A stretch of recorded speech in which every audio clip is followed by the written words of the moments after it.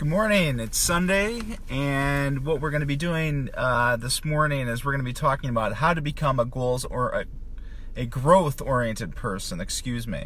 We're getting away from being a goal-oriented person, and we're moving to a growth-oriented person. And there are several different ways you can do that, and this comes from John Maxwell's Leadershift book. The number one step that we can take to become a growth-oriented person is to embrace change. And that is because if you want to grow, you have to change. You have to change yourself, you have to change your circumstances, you have to change something about what you're doing to grow.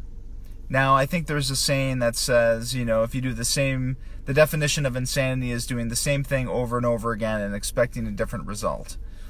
Well, I'll change that a little bit by saying, if you want to grow, if you want to do anything a little bit better, you have to change what you're doing. I think we all get into a rut of some way, shape, or form where we think that things are going great, or we get into a routine, and then we want to make our change. We want to grow in some aspect of our life, but we never want to change. We never change. That happened to me recently. I was doing this diet program. I was doing Weight Watchers.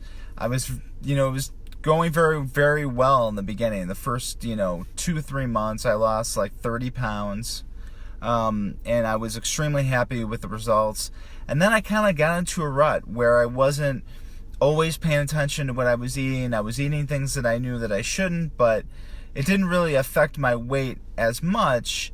And then I got up a few pounds, and I was thinking, this is going well, but I want to take it to the next level. So I added some exercise to it. I added a beginner's weightlifting program. I began a half marathon training. I knew I had to do that anyway because I signed up for a half marathon, and I wanted to start training for it.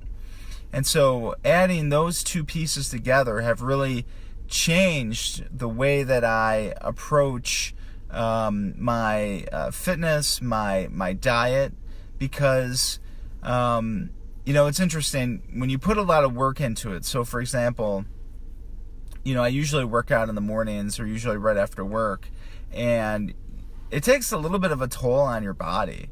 There's a little bit of pain associated with it, especially when you first start lifting weights, for example.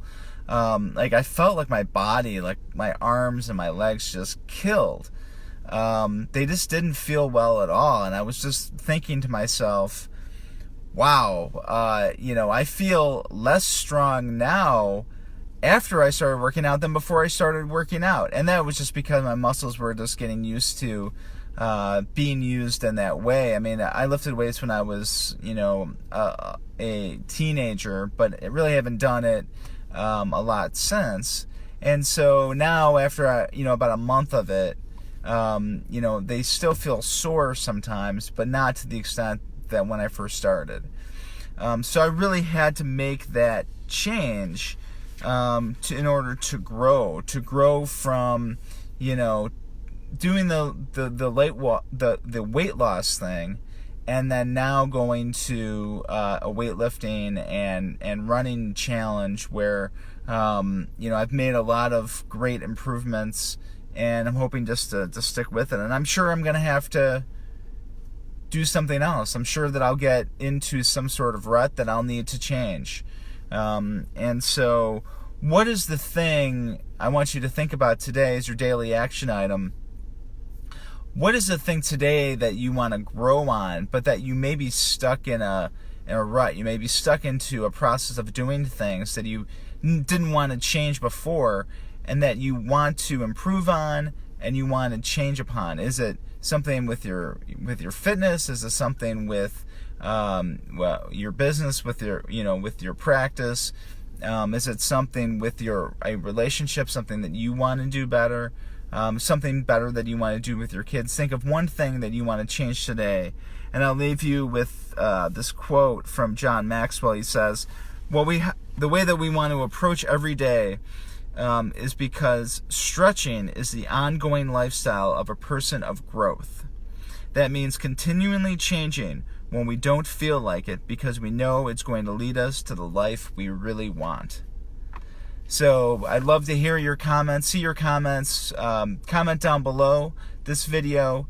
If you're listening to the Lawyer Lifestyle Podcast, I'm on @AttorneyDSY on all social media platforms, so I'd love to see your comments there as well.